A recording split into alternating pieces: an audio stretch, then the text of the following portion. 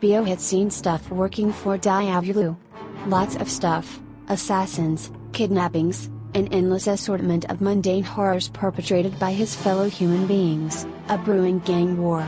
And now a freaking, dyed-in-the-wool vampire. It is by right alone that I claim their lives, for I am Cain, the first murderer, cursed by God to walk the earth until the end of days. What's tomorrow? Ninjas? Dragons? Flipping hobbits?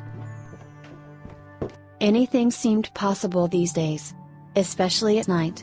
Nights in the ring had made Pio's skin crawl and his blood run cold from the get-go. Everything from the vacant buildings with their black, empty sockets for windows, to the miles of wrecked vehicles, some with their passengers still rotting in them. Pio imagined, not for the first time, a life outside the ring, a job, legit or otherwise. A wife, a family, even the house with the white picket fence, preferably somewhere as far away from here as possible, the whole 9 yards, with another 9 thrown in for good measure. Maybe it wasn't in the cards, but one thing was certain: he hated this place.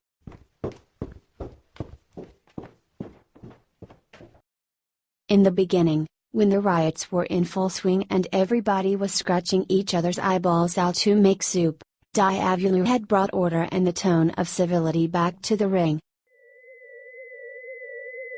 His employer had been brutal, yes.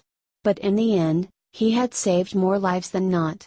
And Pio had helped. It was one of the few times in his life he'd served a purpose of some sort.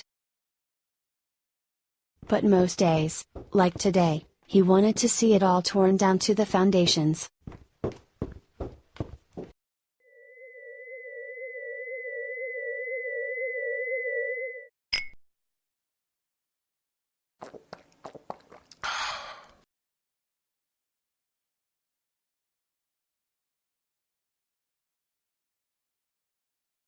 Strong stuff.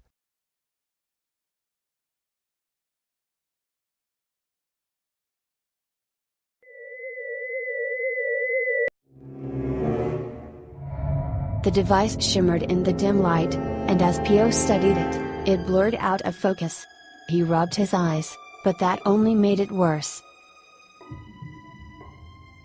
An ivory luminescence rose like incandescent steam off the grip. Pio hesitated. The hairs on his neck and arms stood at attention as the near future played out in his mind's eye.